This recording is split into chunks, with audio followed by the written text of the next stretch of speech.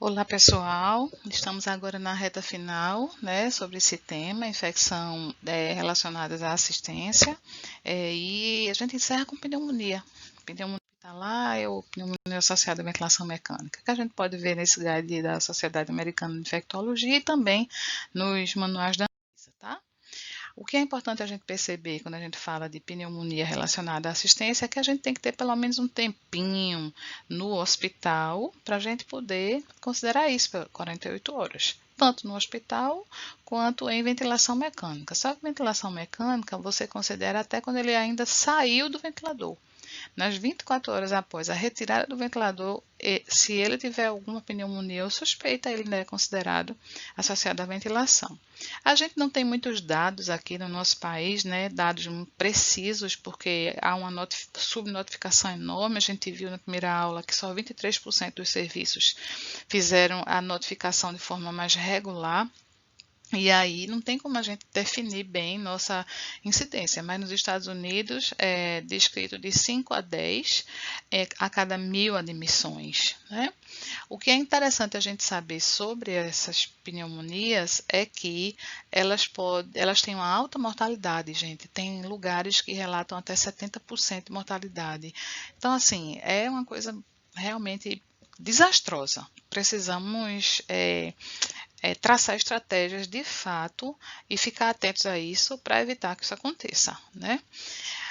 Outra coisa que é interessante é que a cada dia que o paciente está em ventilação, ele vai aumentando, nos primeiros 5 dias, ela aumenta 3% a chance dele de fazer pneumonia, e do quinto ao 10º dia, 2% ao dia, e a partir do 10º dia, 1% a cada dia. Então, assim, a cada dia que ele passa em ventilação mecânica, ele vai agregando o risco, somando o risco.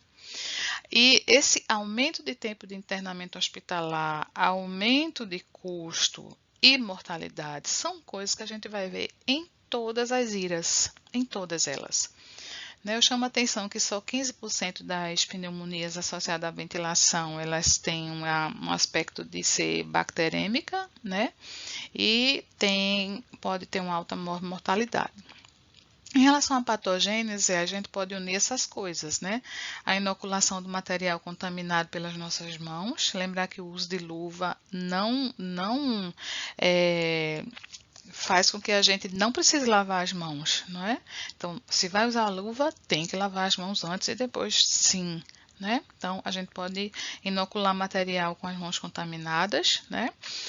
A gente pode, pelo uso do paciente de sonda, a sonda aqui nessa altura do estômago, do esôfago, entre esôfago e estômago, o esfíncter esofagiano inferior, ele diminui o tônus e facilita refluxo, né? Então, refluxo pode levar a microaspirações no paciente que está na maior parte do tempo deitado, né? Além disso, ele tem um tubo que já tira toda a sua proteção natural, né? Aquele epitélio ciliar, as células de defesa do organismo, o fluxo turbulento do ar, todo o aquecimento, tudo, tira tudo. E aí, e ainda acumula secreção aqui em cima, suprabalonete. Então, essa secreção pode também passar para cá, para a via aérea inferior. Então, gente, estar no hospital e principalmente em ventilação mecânica é bem arriscado.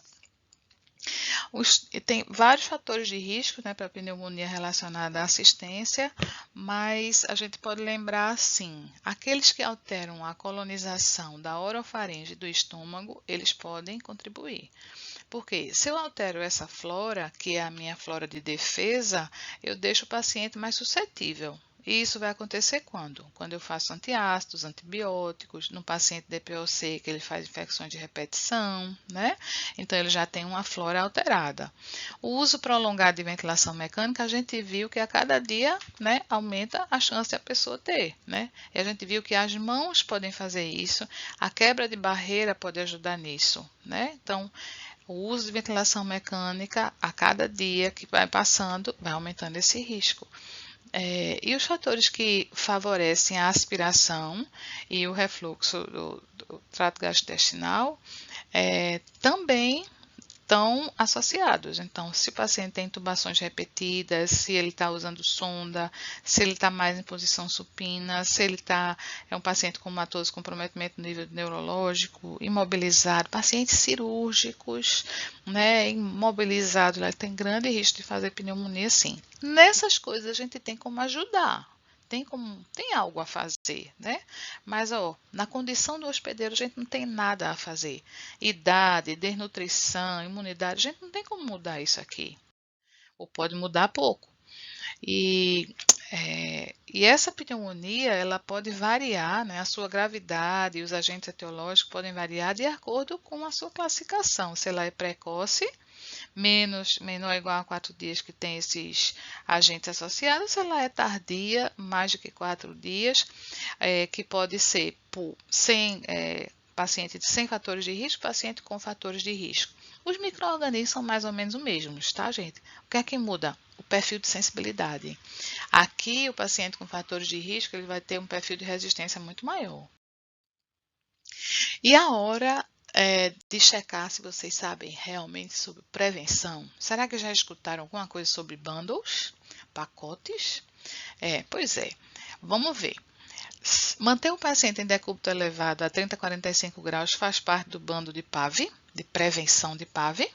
E aí? Faz ou não faz? Veja aí. Higienização das mãos dos profissionais não tem relação com a prevenção desse tipo de IRAS, porque mão não tem nada a ver com IRAS. Será? A gente viu que, não sei, veja aí o que é que você já imagina. Higiene oral do paciente em ventilação mecânica com cloroxidina faz parte do bando de prevenção de PAV. Vamos ver, né? Então, se a gente quer prevenir, os pacientes têm fatores de risco que a gente quer prevenir, o que é que a gente vai fazer? A gente vai levar a cabeceira desse paciente a 30, 45 graus, a gente vai fazer a higiene oral com clorexidina, a gente vai fazer o despertar diário, se ele está entubado, sedado, a gente vai desligar a sedação para ele despertar, para ele respirar espontâneo, mobilizar a secreção, né? Utilizar a musculatura dele, higiene das mãos sempre. Protocolo de desmame de ventilação, que você pode utilizar a ventilação não invasiva para ajudar, né? Estubar, hoje em dia tem interfaces que são muito boas. Utilizar tubos traqueais impregnados com antissépticos, fazer tubos com possibilidade de aspiração, ó, aspiração aqui supraglótico.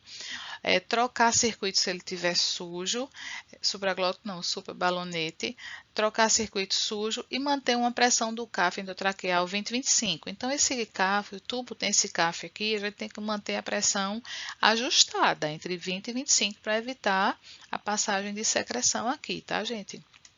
Garantir uma boa ventilação. Existem esses sistemas de aspiração fechado, que apesar de parecer assim, muito bom para evitar infecção relacionada à assistência PAV, não tem muito impacto em relação a isso, não. Vamos ver se vocês entenderam. Manter o paciente em decúbito 30 a 45 graus, certo? Higienização das mãos dos profissionais não tem relação com prevenção? Claro que tem. Pedir a PUP sempre. Higiene oral do paciente em ventilação mecânica com clorexidina faz parte do bando de prevenção, tá? Então, muito bem, acertaram. E se você pensa que ele está com pneumonia hospitalar, ou pneumonia associada à ventilação, vamos investigar, né? Investigar como? Através de hemocultura, mas lembrar que a hemocultura, quando a gente pede, geralmente a gente precisa pelo menos de 2 amostras, né? Mas só 15% tem bacteremia e tudo que a gente pode isolar. O que a gente vai estudar mesmo para saber é a secreção traqueal, que a gente pode utilizar o aspirado traqueal ou o lavado broncoalveolar. O aspirado tem mais contaminação de micro-organismos da cavidade oral. A interpretação dele é quando dá para considerar positivo, maior ou igual a 10 a quinta, tá? Já o lavado broncoalveolar, ele já é uma amostra mais tem contaminação, mas é bem menos, né? É da via aérea inferior mesmo. Só que é um procedimento que em pacientes muito graves pode até piorar o nível de gravidade do paciente, né? É arriscado. não tem tanto benefício por conta disso. Então, o que é que se pensou? O que é que se tem de conclusão hoje? Como hoje não houve diferença através de comparação com trials, né? Na mortalidade, na duração de internamento na UTI, ventilação mecânica, nem houve necessidade de alteração de antibióticos, então o aspirado traqueal, pela facilidade de coleta, ele está sendo mais utilizado. Outros exames inespecíficos que a gente pode pedir, hemograma, gaso, raio-x de tórax. E tem muita gente que diz, vamos pedir procalcitonina, vamos pedir esses níveis certos de receptor solúveis para essas células mieloides, proteína C reativa, vamos aplicar o CPIS, que é esse critério clínico modificado, para ver se a gente consegue dar um diagnóstico. Isso aqui não foi melhor do que só os critérios clínicos, tá, gente? Então, a gente utiliza esses critérios aqui, que são... esse modelo aqui é descrito pelo manual da Anvisa, tá? E houve alguma modificação no ano passado. Então, precisa de duas imagens radiológicas se o paciente tiver alguma doença pulmonar cardíaca, uma imagem radiológica se ele não tiver, né? Aí, ó, critérios clínicos, laboratório, clínicos, ó, tá? Aí eu estou passando rapidinho nisso, que isso aqui vocês podem ver com mais calma e a gente vai ver o atualizado. O fato é que não existe nenhum padrão ouro para esse diagnóstico, então a gente tem que usar com muito bom senso, já que esse não é um padrão ouro, usar muito bom senso para a gente evitar. E o que eles fizeram foi tentar ajustar esse diagnóstico no ano passado, né? E eles fizeram dessa forma. É bem parecido com o anterior, tá? Então, o que eles colocaram? Se o paciente está em ventilação mecânica há pelo menos 48 horas até 24 horas após a retirada, ele pode desenvolver infecção, PAV, né? Ou pneumonia hospitalar se ele está há mais de 48 horas no hospital, certo? E em relação ao exame, o que é que a gente vai pedir? A gente vai pedir um exame. Se o paciente tiver um exame de imagem, se ele não tiver doença cardíaca ou pulmonar de base, e 2 exames ou mais de imagem, se esse paciente tiver ou doença cardíaca ou doença pulmonar de base. Agora, essas alterações, elas precisam ser persistentes, precisam ser progressivas, né? E essas alterações a gente vai ver em que exame de imagem? Aqui, ó. Vai ver no raio-x, no ultrassom ou na tomografia, certo? O que é que a gente vai ver no raio-x? A gente pode ver, esse é um raio-x praticamente normal, né? Mas a gente pode ver um infiltrado, a gente pode ver cavitações, ó, cavitações, a gente pode ver pneumatoceles, né, por pneumonia necrosante, e isso a gente vê muito mais em crianças abaixo de 1 ano de idade ou imunocomprometidos, tá? Então, quando a gente tem primeiro o tempo de permanência na UTI ou em ventilação mecânica ou hospitalar, e a gente tem uma alteração radiológica, a gente vai ver em relação aos adultos como seriam os critérios, quais seriam os critérios clínicos. Seria pelo menos um desses, né? Febre, leucocitose ou leucopenia ou alteração da consciência nos idosos, associada a 2 desses, né? Surgimento ou aumento de secreção purulenta, mudança das características de secreção, aumento da necessidade de aspiração, ausculta com roncos estertores, início ou piora da tosse ou dispneia ou aumento da frequência respiratória, piora da troca gasosa. Essa piora pode ser vista pela queda da saturação, pela relação PO2-TDO2 abaixo de 240, ou mesmo pela necessidade de aumento de oferta de oxigênio e de parâmetro do ventilador. Se eu preencho isso aqui, eu preencho os critérios clínicos. Se eu somo isso a um exame específico, qualquer um desses exames específicos, aí eu preencho o critério microbiológico de pneumonia hospitalar, tá? Nos imunocomprometidos é só um pouco diferente, ele não faz essa divisão entre esses e esses, ele junta tudo, e além disso, ele acrescenta alguma outra alteração, que é a hemoptise dopleurítica. E aí, em relação a todos esses, ele considera uma alteração para eles já é importante, certo? E associado a um desses exames específicos aqui. Esse aqui são os pacientes que eles consideram como imunocomprometidos, que são os neutropênicos, leucemia, linfoma, HIV, com essa contagem de CD4, uso de quimioterapia, corticoide ou outros imunossupressores por mais de 2 semanas. Nas crianças abaixo de 1 ano de idade, eles consideram muito importante essa piora gasosa. É igualzinha a essa aqui que a gente já viu no adulto. Eles têm que ter isso aqui, associado a 3 desses, que são esses sinais aqui, tá? Instabilidade térmica. Por que ele bota instabilidade térmica? Porque o pequenininho ele pode ter tanto hipotermia quanto hipertermia, certo? Alteração de leucócitos, aumento de secreção, aquela mesma coisa. Eles acrescentam a apneia aqui, tá vendo? Dispneia, que seria batimento de asa de nariz e tiragem intercostal, sibilos, roncos, estertores, tosse, brade ou taquicardia.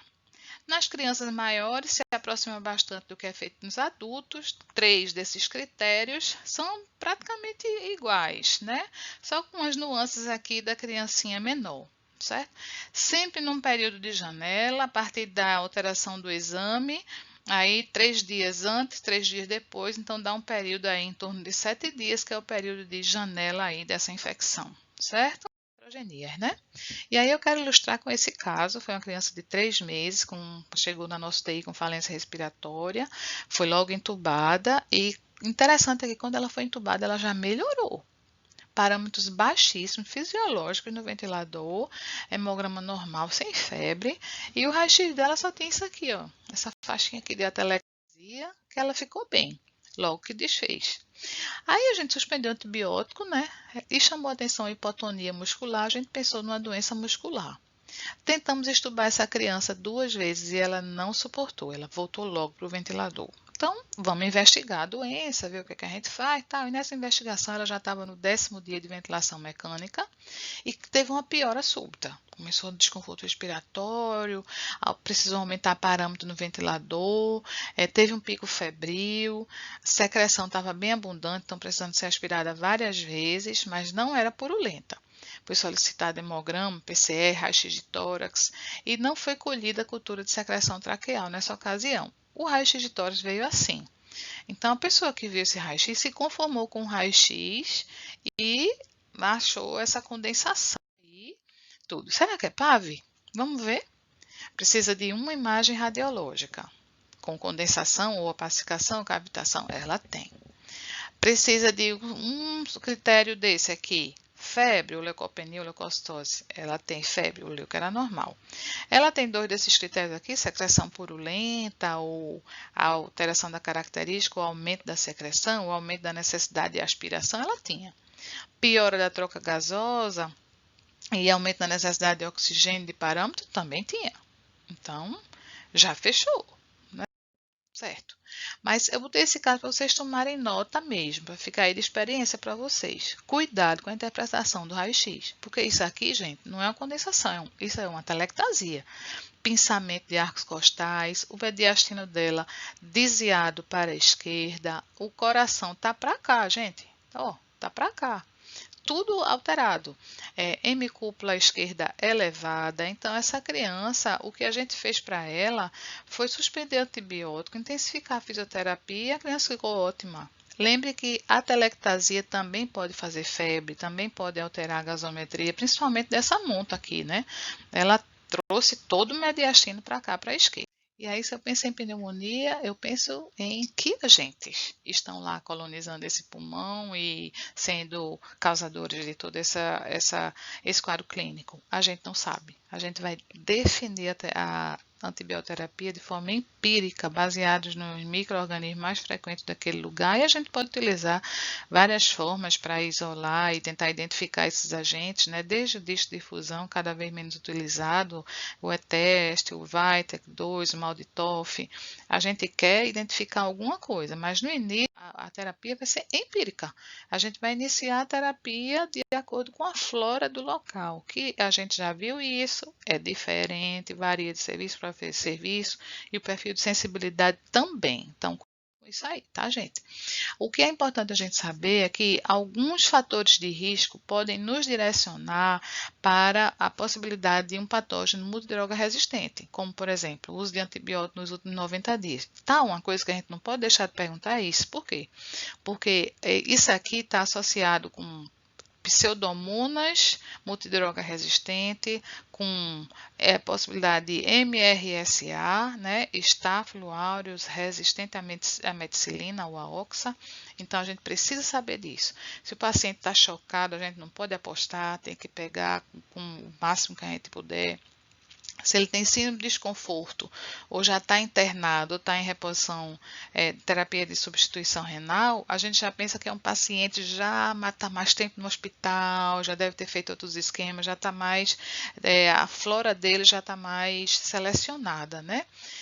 Então, o uso de antibióticos nos últimos 90 dias isoladamente já é um fator de risco para ter pneumonia adquirida no hospital, por MDR, por MRSA, tanto no hospital quanto PAV, e pseudomonas, tá? Lembrar que MDR são aquelas bactérias que são resistentes a 2 ou mais grupos de antibióticos, certo? Multidroga resistente, tá? E aí a gente vai para o tratamento. Eu não quero me deter muito ao tratamento, porque a gente vai ver isso na próxima semana. Mas, no grosso modo, você vai tratar 3 grandes grupos de pacientes. Um que não tem, que é um gram negativo, mas não tem risco de um estáfilo resistente. É um gram negativo com risco de estáfilo resistente, você associa vancomycina. E aqui é um paciente muito grave, já usou antibiótico antes, então ele tem risco de fazer aquela infecção por multidroga resistente, certo? Então a gente vai ter que fazer mais de uma droga, certo? Além da vanco. Então, pelo menos 2 drogas e a vanco. E aqui no maior aumento, os antibióticos que a gente vai ver são piperacilina, cefepime, levofloxacino, ipenem, meropenem, como único, terapia única, tá? Porque eles os pacientes que não têm fator de risco para estáfilo resistente. Por quê? Porque todos esses aqui cobrem o mesmo estáfilo que a oxacilina cobre, que é o estáfilo meticilino sensível, tá? E aí, se você tem um paciente que não tem risco de morte, mas ele tem um risco de ter infecção por estáfilo áureo meticilino resistente, MRSA, então, além desses antibióticos que a gente já viu aqui, a gente vai acrescentar vancomycina ou linezolida. Tá? E naquele paciente de altíssimo risco, que já usou antibiótico nos últimos 90 dias e está muito grave, com risco de mortalidade e tudo, então você vai colocar 2 desses antibióticos abaixo. Evitar 2 beta-lactâmicos, tá, gente? Colocar de 2 classes diferentes. Aqui, entre esses, geralmente a gente coloca um beta-lactâmico com um aminoglicosídeo, né? A gente associa o aminoglicosídeo além da vancomicina, tá? Ou linezolida. E aí, no paciente que tem PAV, a orientação desse guide é a gente fazer uma cobertura para gram positivo, a gente fazer uma cobertura anti-pseudomonas, uma cobertura para gram negativo com um que produz beta-lactamase e um outro que não produz beta-lactamase, certo?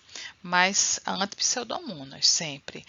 E aí, vamos lá, né? Você vai associar. Então, aqui num aumento maior, né? Para cobrir GAM positivo que seja resistente, ou vancomycina, né? Para cobrir gram negativos, tem aqui os antibióticos são praticamente os mesmos, né? Certo? Ó, aqui chegando a polimexina, né? Como alternativa, tá bom? E a gente vai ver isso melhor na próxima semana, tá? Se no lugar tiver 20% de resistência ao estáfilo, tem que iniciar ou com linezolida, tá bom? Vamos lá. Por quanto tempo a gente vai tratar? 7 dias, gente. A terapia curta, menos é mais. Sem diferença na mortalidade, nem faz pneumonia recorrente, nem falha de tratamento, nem tempo de internamento hospitalar, duração de ventilação mecânica, nada disso tá ruim, certo? Mas O lado bom é que se eu faço por menos tempo, eu trato adequadamente e ainda reduzo efeitos colaterais, né? Colite por Clostridium difficile, aquisição de resistência e também de custo. Uma coisa que a gente pode utilizar agora sim, a procalcitonina pode ajudar, é nas primeiras 72 horas, se houver uma queda de mais de 15% do valor inicial, significa que estamos no caminho certo, tá? É a resposta clínica. Mas o quadro clínico precisa também ser avaliado e outros exames para considerar a melhora, né? A terapia mais prolongada tem algumas situações mais específicas e bem pontuais, tá, gente? O imunodeficiente, veja aquela pessoa que já tem alterações eh, na, na, eh, na anatomia mesmo, né? Pulmonar, por doenças de base, ou tem cavitação ou pneumonia necrotítica. Tá? Quero relembrar a vocês essa estatística, né, de que em 2050 teremos 10 milhões de mortes ao ano, uma morte a cada 3 segundos, e quero contar com a ajuda de vocês para a gente estar evitando isso, tá? E aí foram as coisas mais maravilhosas que Deus criou, né? Que foram os seres humanos, né? Quando Deus criou os seres humanos, ele disse assim: Eis que é muito bom.